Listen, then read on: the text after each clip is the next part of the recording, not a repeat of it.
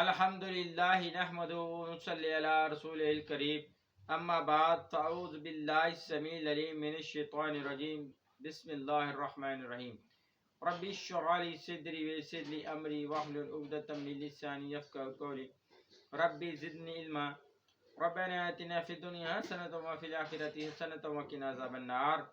السلام علیکم ورحمۃ اللہ وبرکاتہ۔ معزز سامعین کرام، آج ہمارا جو لیکچر ہے اس کا عنوان ہے دعوت توحید۔ قل هو اللہ احد، کہہ دو کہ اللہ ایک ہے۔ بھائیو، شرک چھوڑ دو چھوڑ دو چھوڑ دو۔ جتنے بھی انبیاء کرام علیہ السلام آئے، کم و بیش 1,24,000، ان کی دعوت صرف ایک دعوت تھی کہ اللہ کو ایک جانو، شرک کو چھوڑ دو، اللہ ہی کو مدد کے لیے پکارو، حاجت روا مشکل کشا ایک خدا ایک خدا۔ پکارنا کیا ہے؟ یا اللہ مدد۔ سورہ الانعام سورہ نمبر 6 پارہ نمبر 7 آیت نمبر 17، اللہ رب العالمین نے اپنے کلام پاک میں ارشاد فرمایا، اعوذ باللہ السمیع العلیم من الشیطان الرجیم بسم اللہ الرحمن الرحیم وَإِن يَمْسَسْكَ اللَّهُ بِضُرٍّ فَلَا كَاشِفَ لَهُ إِلَّا هُوَ وَإِن يَمْسَسْكَ بِخَيْرٍ فَهُوَ عَلَى كُلِّ شَيْءٍ قَدِيرٌ۔ اللہ رب العالمین نے اس میں کیا ارشاد فرمایا؟ فرمایا کہ اگر اللہ تمہیں کوئی نقصان پہنچانا چاہے، کوئی گھاٹا کرنا چاہے تمہارا، اگر کوئی نقصان ہو تمہارا، اگر تمہیں کوئی معاملات میں، جان میں، مال میں، اولاد میں، تو اس کے سوا کوئی نہیں جو تمہیں اس نقصان سے بچا سکے، اور اگر وہ تمہیں کسی بلائی سے فائدہ دینا چاہے تو وہ ہر چیز پہ قادر ہے۔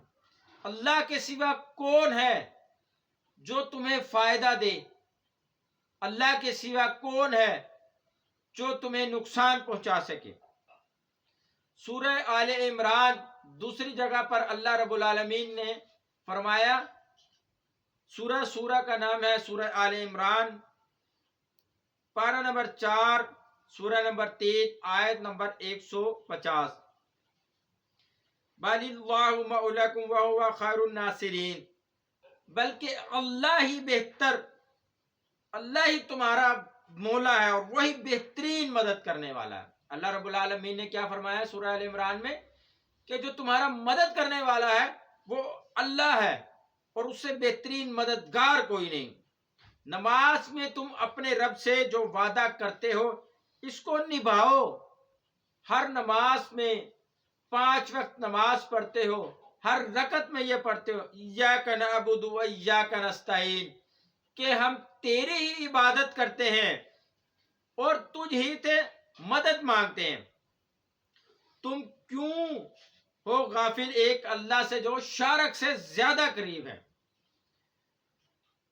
پھر ایک مقام پر اللہ رب العالمین نے ارشاد فرمایا، سورہ کا نام ہے سورہ بقرہ، پارہ نمبر 2 سورہ نمبر 2 آیت نمبر 186، وَإِذَا سَأَلَكَ عِبَادِي عَنِّي فَإِنِّي قَرِيبٌ أُجِيبُ دَعْوَةَ الدَّاعِ إِذَا دَعَانِ فَلَا يَسْتَجِيبُوا لِي وَلَا يُؤْمِنُوا بِي لَعَلَّهُمْ يَرْشُدُونَ۔ اور جب آپ سے، کس سے کہا جا رہا ہے؟ یہ اللہ کے نبی علیہ الصلوۃ والسلام کو مخاطب کر کے کہا جا رہا ہے کہ جب آپ سے میرے بندے میرے بارے میں سوال کریں، پوچھیں، تو بے شک میں قریب ہوں، میں پکارنے والے کی دعا قبول کرتا ہوں۔ جب وہ مجھے پکارتا ہے تو لازم ہے کہ وہ میری بات مانے اور مجھ پر ایمان لائے تاکہ ہدایت پائے۔ اللہ رب العالمین نے کیا ارشاد فرمایا اس آیت میں؟ کہ نبی صلی اللہ علیہ وسلم جب کوئی میرے بندے آپ سے میرے بارے میں سوال کریں تو انہیں کہیں کہ میں قریب ہوں، اتنا قریب ہوں کہ میں ان کی دعائیں سنتا ہوں۔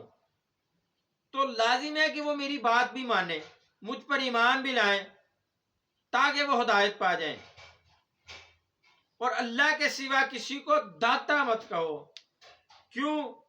کیونکہ اللہ رب العالمین نے خود ارشاد فرمایا ہے سورہ آل عمران سورہ نمبر 3 پارہ نمبر 3 آیت نمبر 8، انک انت الوہاب، اے ہمارے رب یقیناً تو ہی ہمیں دینے والا ہے، سب کچھ دینے والا ہے، یعنی کہ داتا ہے.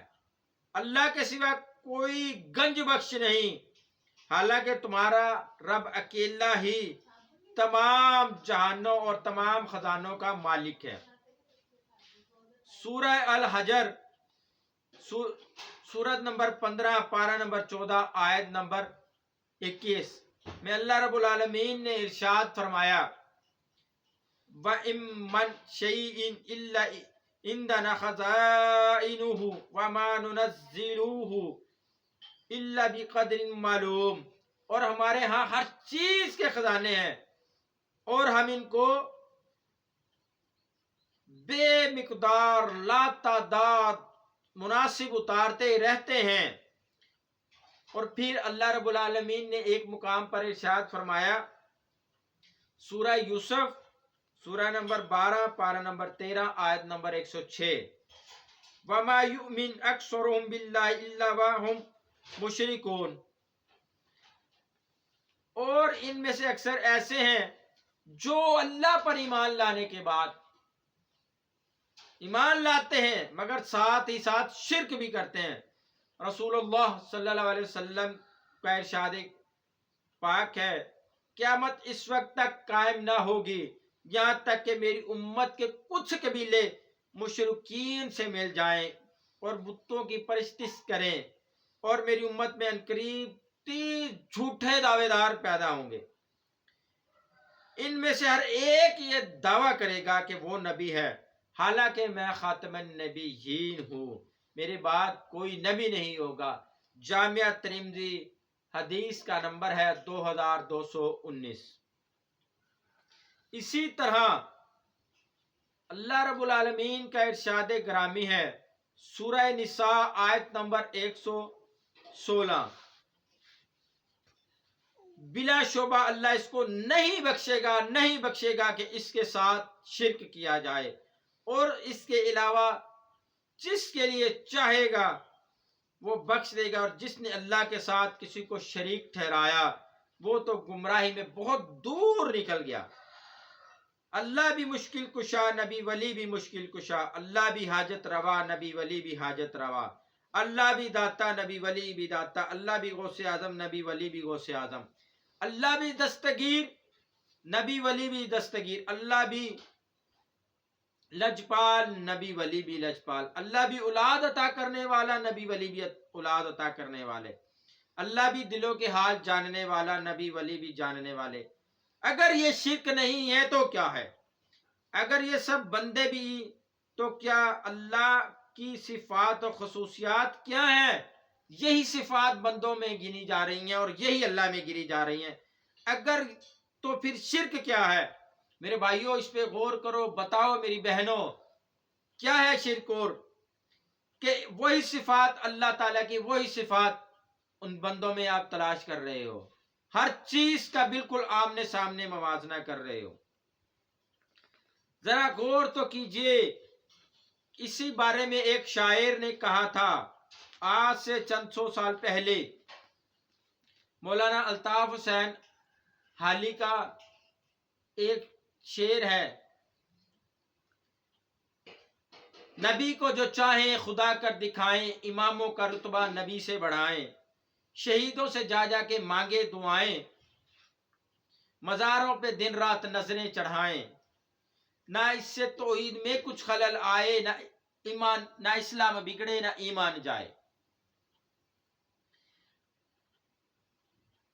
لہذا اب کوئی شخص مخلوق میں کسی بھی صفت کو اللہ کا شریک ٹھہرائے گا اور پھر اسی حال میں بغیر توبہ کے فوت ہو گیا تو اللہ اس شخص کو کبھی معاف نہیں کریں گے، کبھی معاف نہیں کریں گے، اور اس کو سیدھا جہنم میں ڈال دیا جائے گا.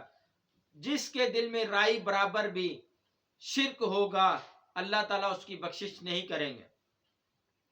اللہ رب العالمین سے دعا ہے کہ اللہ رب العالمین ہمیں ظاہراً اور باطن ہمارا پاک فرمائے، اللہ تعالی ہمیں شرک کی بیماری سے محفوظ فرمائے، اللہ تعالی ہمارا حساب مومنین میں، اپنے اولیاء میں فرمائے، شہداء میں فرمائے، صدیقین میں ان کے ساتھ ہمارا حساب فرمائے، اور ہمیں شرک کی بیماری سے، شرک کی غلاظت سے بچا کے رکھے۔ اللہ رب العالمین سے ہم 5 وقت نماز پڑھتے ہیں، ان نماز میں ہم بار بار یہی کہتے ہیں کہ ہم تیری ہی عبادت کرتے ہیں، تجھ ہی سے مدد مانگتے ہیں۔ جگہ جگہ یہ بار بار ہمارے یہی الفاظ ہوتے ہیں، مگر ہم جب مسجد سے نکلتے ہیں پھر ہمارے معاملات، ہمارے رہن سہن کا انداز، ہماری عبادات میں شرک داخل ہو جاتا ہے۔ نماز تک ہم یہ کہتے ہیں کہ تجھ ہی سے مدد مانگتے ہیں، تیری ہی عبادت کرتے ہیں۔ جب ہم نماز سے فارغ ہو جاتے ہیں تو جو ہمارے دل میں آتا ہے وہ ہم کرتے ہیں۔ اللہ رب العالمین سے دعا ہے کہ اللہ رب العالمین ہمیں اپنے عرش کا سایہ نصیب فرمائے، اور ہمیں ہمارے تمام صغیرہ کبیرہ گناہ کو معاف فرمائے، اور ہمیں شرک کی غلاظت سے، شرک سے پاک فرمائے۔ میری زندگی کا مقصد تیرے دین کی سرفرازی، میں اسی لیے مسلمان، میں اسی لیے نمازی۔ وائے ناکامی متائے کارواں جاتا رہا، کارواں کے دل سے اساسے زیاں جاتا رہا۔ محمد صلی اللہ علیہ وسلم کی غلامی دین حق کی شرط اول ہے، اگر ہو اس میں خامی تو ایمان نامکمل ہے۔ وما علینا الا البلاغ المبین۔ سبحان ربک رب العزت عما یصفون والسلام علی المرسلین والحمد للہ رب العالمین۔ سبحانک اللہم وبحمدک نشہد ان لا الہ الا انت نستغفرک ونتوب الیک۔ السلام علیکم ورحمۃ اللہ وبرکاتہ۔